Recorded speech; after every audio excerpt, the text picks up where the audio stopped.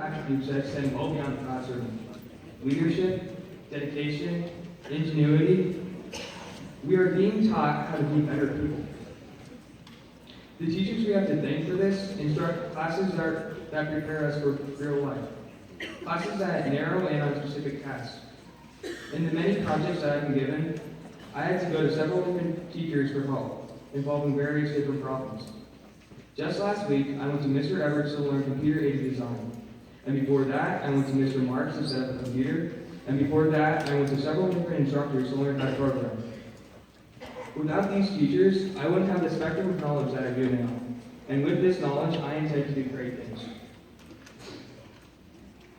It's this type of variety that separates a good school from a great school. And without these teachers, I don't even think we deserve to be called a school at all.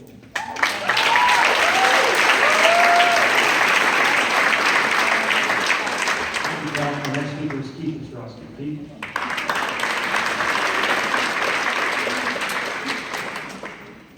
Good evening. My name is Keith Ostrowski, and I'm a senior at Wilkes.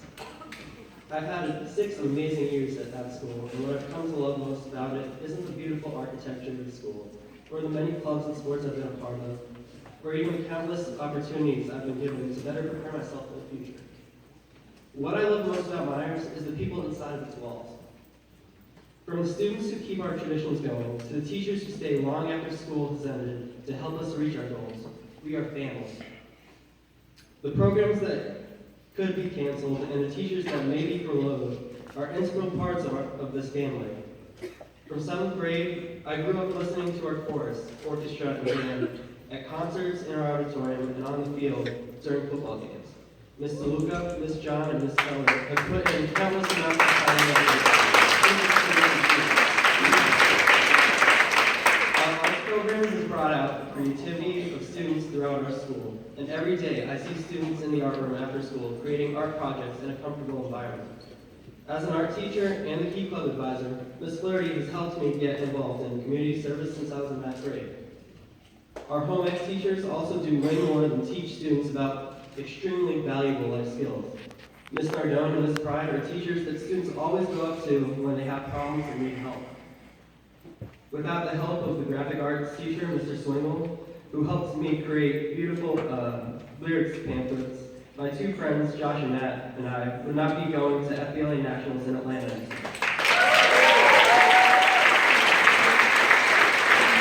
Without the shop class, I may not be going into the major that I decided on. I will be attending Penn State next year, majoring in biomedical engineering. After Mr. Everett's class in 8th grade, I've been extremely interested in engineering, and more recently, I've taken Mr. Everett's industrial materials class and began designing a 3D printed prosthetic hand, which really got me interested in the biomedical engineering field. I find it extremely sad that my youngest brother and future Mohawks might not be able to have the same experiences I've had with these amazing programs and influential people. I hope that you can find an alternate solution to furloughing these teachers, because these people are more than just teachers. They are mentors, role models, and basically part of our family. Furloughing these teachers and abolishing these programs will take away from the education and the opportunities of future students, and I believe that is the last thing the school district should do. Thank you.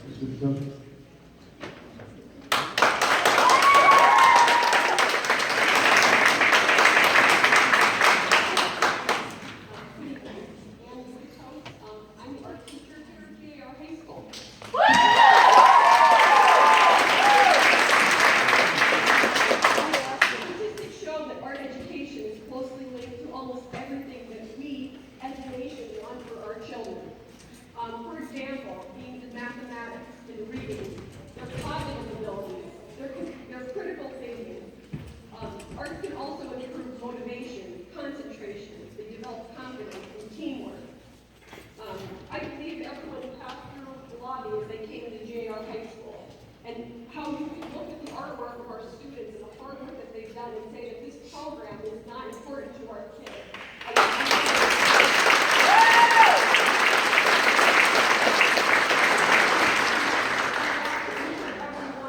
Please reconsider your decision and save this program.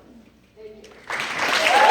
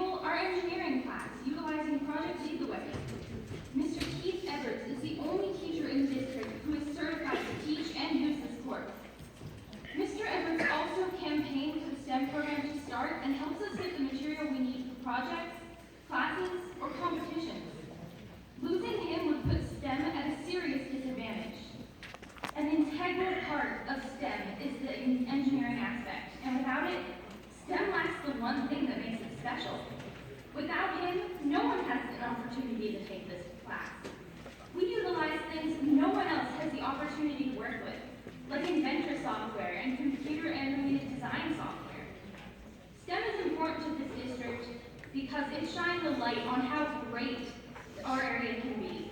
It brings the attention of people like Governor Wilkes and shows that this area has intelligent kids from all 3 schools, contrary to what others may think.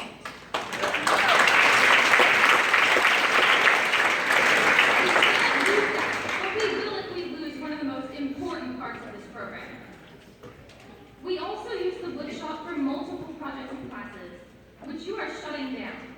The shop has many supplies students use, such as wood and saws, projects like boats, tables, and more. If you shut down the wood shop, students lose a crucial resource.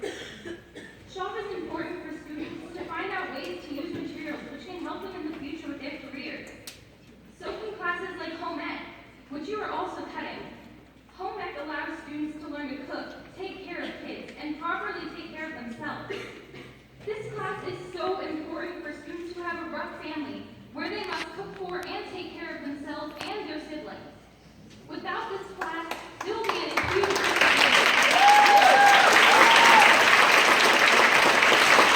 These classes are so important to students like me, and cutting them could create serious issues. Thank you for your time.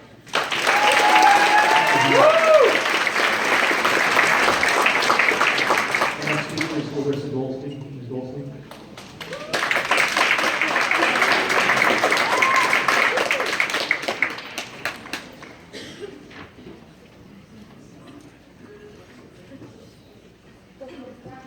Good evening, everybody. I'm Remember Stratford. I'm going to say that a lot. I tried to plan something to say, I guess a little bit more personal than looking up some things on the internet, which I ended up doing. And I stand before here as another art teacher at GAR. I'm Erin. My daughter attends Solomon Elementary School. Dr. Guznak and 2 other administrators have been teachers of mine. I'm a Coughlin graduate. I've gone to school in the district since kindergarten.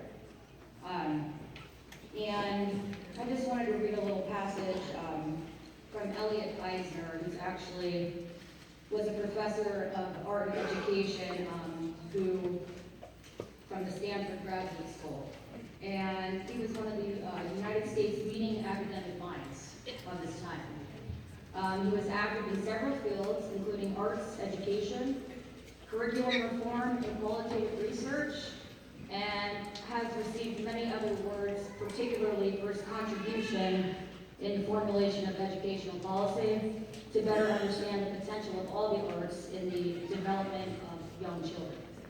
I'm just going to read a passage from one of his articles titled, "What do the arts teach?"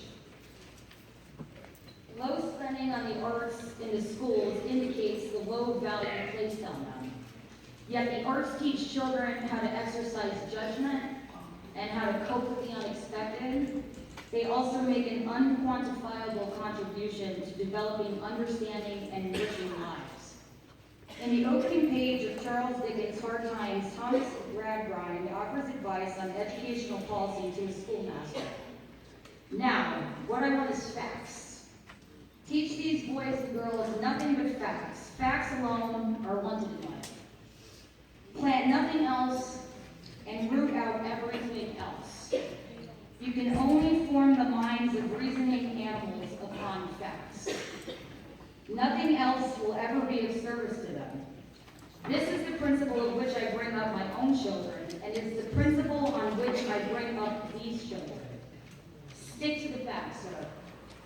The policy advanced in 1844 and is not appropriate today by any means. Contemporary society is interested in the loftier, more elusive goals whose attainment is difficult to measure. Students must not only know the facts, but they must be able to understand them and think in imaginative, complex, and critical ways. The world today requires people who can think on their own, who can raise questions and solve problems. The world outside of school is riddled with unpredictable contingencies, and there are not always certainties. These conditions have implications for what and how we teach, because that has something to do with the kinds of minds children in the future will be able to create. Experience is the primary medium of education and of educational policy. A affecting the minds and mental skills, forms of understanding, and types of literacy they will have the opportunity to acquire in school. In the curricula offered by schools, matters of content inclusion and content exclusion and methods are very important, for sure. Since time is precious, how to allocate time to what we teach presents both an opportunity for students and an opportunity cost. Policies about content, form, and goals are of major importance in shaping what and how children think. And if I have time, and I don't know if I'm going to get cut off, I have something else to read. It's just 10 lessons that the arts teach by Elliot Eisner. The first one is arts teach children to make good judgments about qualitative relationships. The arts teach children that problems can have more than one solution and that questions have more than one answer. The arts celebrate multiple cultures and perspectives. They also teach children that in complex forms of problem solving, purposes are seldom fixed, but change with circumstance and opportunity. The arts make vivid the fact that neither words in their literal form nor numbers can exhaust what we know. Arts help traffic emotion. They position the school curriculum to what young adults believe is important. They help encourage self-worth from a very young age. They enable us to experience what we can have from no other source. And they help children learn to say what often cannot be said. So I urge you guys to, if you guys continue to eliminate these programs that are up to, in the future, integrate them back into schools.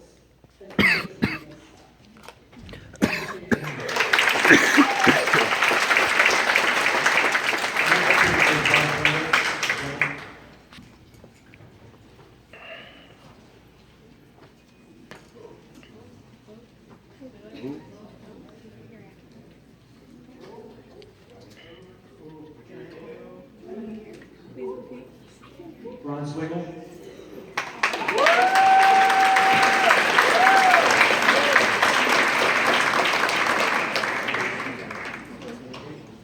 Swiggle passed next week.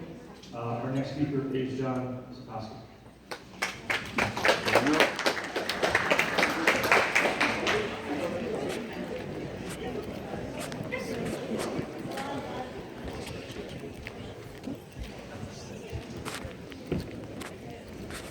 Mr. Brown, let me use you.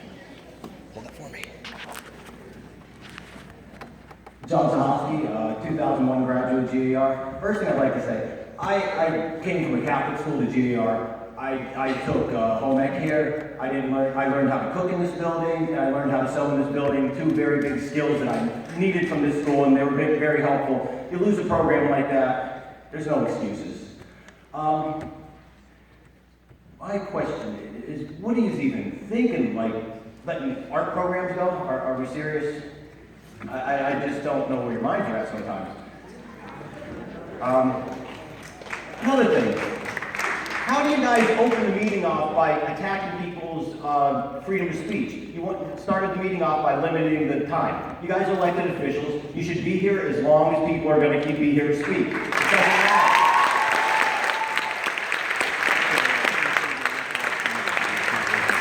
It shouldn't surprise me because this board doesn't listen to people. I can remember the meeting last year here when there was 100 people at this meeting at GAR last year. When these guys wanted to vote to close the school, everybody came and said, please don't close the school, and you did it anyway. So this board, guys, there's so many people here, you guys gotta understand that this board is not gonna listen to anybody. You have to get them and vote them all out. Not one, not two, all of them.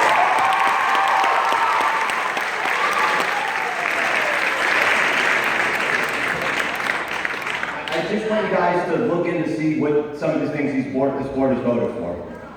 We have 7 people up there who have voted for an alleged crack dealer to be the head of the school board. What are we doing? We have to get all of these guys out. Yeah, you gotta worry about things like that. I don't know if that's true, but we have to worry about things like that. You can't keep these guys up here. The longer these people stay up here, the longer that our district is going to be in trouble. We need brand new leadership from somewhere else. We need to get the old guard out.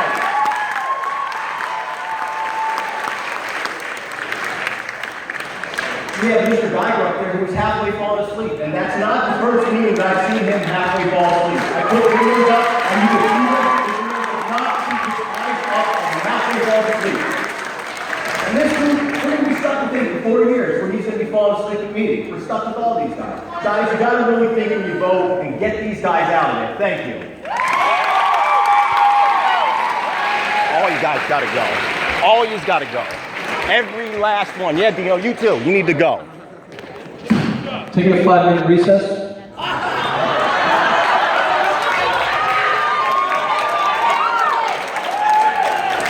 Shut it down! Let's go home!